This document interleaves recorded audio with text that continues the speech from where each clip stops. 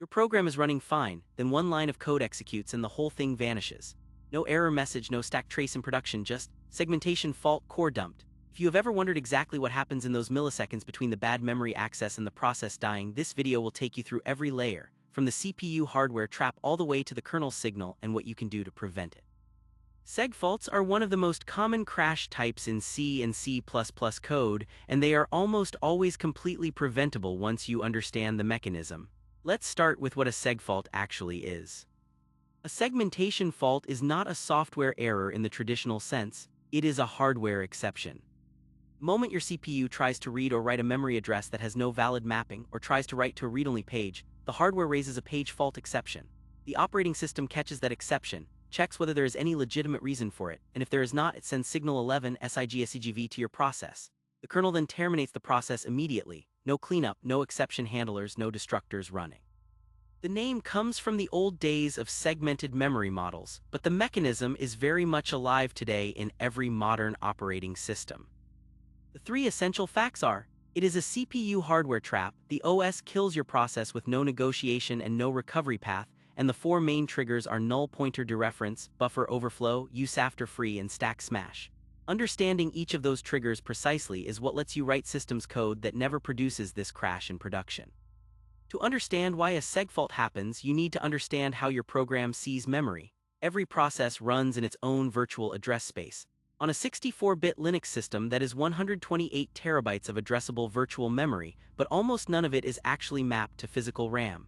The address space is divided into regions. At the bottom is the text segment, which holds your executable code and is marked read and execute but not writable.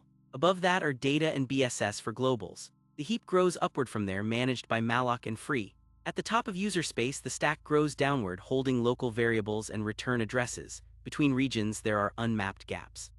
The most important is address 0, which is deliberately never mapped so that any null pointer dereference immediately hits an unmapped page and generates a fault. The memory management unit checks every access against the page table, recording which virtual pages are mapped, their physical locations, and their permissions. When a process attempts to access any virtual address not in its page table, or accesses a page with incompatible permissions, the hardware page fault triggers regardless of how that address was obtained. There is no distinction between a null pointer, a smashed return address, or a use after free pointer at the hardware level. All three produce exactly the same CPU exception. Most segfaults in practice come from three specific pointer mistakes. The first is null pointer dereference. You get a pointer back from a function, forget to check whether it is null, and immediately read from it. The address 0 has no page table entry, so the CPU fires a page fault instantly. The fix is always the same: check before you dereference. The second is the dangling pointer, also called use after free. You free a block of heap memory, but your pointer variable still holds the old address. Later code reads or writes through that pointer. The memory might have been unmapped entirely by the OS, giving you a clean segfault, or it might have been reused for something else, giving you silent data corruption that is much harder to debug. Always set pointers to null after freeing them. The third is buffer overflow. You allocate a fixed size buffer, then write more bytes than it can hold. The overflow trashes adjacent memory. If it hits a guard page, you get a segfault immediately. If it does not, you get undefined behavior that may crash somewhere completely unrelated minutes later. One important nuance: not every bad pointer access produces an immediate segfault. If the corrupted address falls within a page that is already mapped and writable, the write silently succeeds and corrupts data elsewhere. The crash, when it finally comes, may appear hundreds of lines of execution away from the actual bug.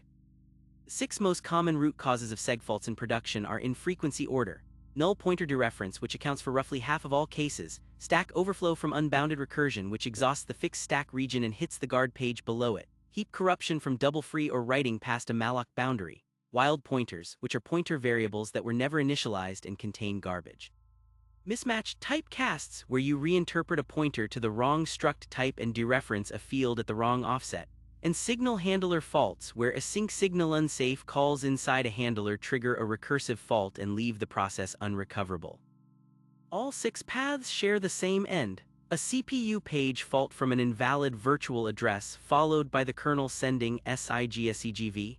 Knowing which category your crash belongs to tells you exactly where to start looking. Heap corruption in particular is notorious because the symptom often appears far from the cause. You might write 1 byte past the end of an allocation during a loop, and the crash appears 3 seconds later when a completely different malloc call tries to traverse a corrupted free list. Address Sanitizer was built specifically to make that category of bug immediately visible. When your CPU detects an invalid memory access, here is the exact sequence of events inside the kernel. First, the CPU raises a page fault exception, hardware interrupt 14 on x86. The processor pushes the instruction pointer and an error code onto the kernel stack and jumps to the kernel page fault handler stored in the interrupt descriptor table. The handler examines the faulting address and error code and walks the process virtual memory area tree to check whether the address falls within any legitimately mapped region. If it does, the fault might be valid: lazy allocation, copy on write after fork, or a memory mapped file needing loading from disk. The kernel handles those transparently and returns. But if no VMA covers the faulting address or the access violated page permissions, the kernel fills a SIGINFO T structure with the fault address and reason code, SIGVMAPERR for an unmapped address or SIGVACCRR for a permission violation, and queues SIGSEGV to the offending process. On return from the interrupt, the kernel delivers the signal, running any registered handler or executing the default action, which terminates the process and optionally writes a core dump containing the full memory state at the moment of the crash. By default, SIGSEGV kills your process, but you can register a signal handler using SIGAction with the SIGACTION flag, and your handler will receive a SIGINFO T pointer containing the exact virtual address that caused the fault and the specific reason code. This is useful for logging crash telemetry before the process exits. There are strict rules about what you can safely do inside a signal handler. You can only call async signal safe functions, which is a short list defined by POSIX. Malloc, printf, and any function that acquires a mutex are not on that list, because a signal can interrupt those functions mid-execution and cause deadlocks or silent heap corruption. The safe primitives are the low-level system call wrappers: write, read, open, close, and exit.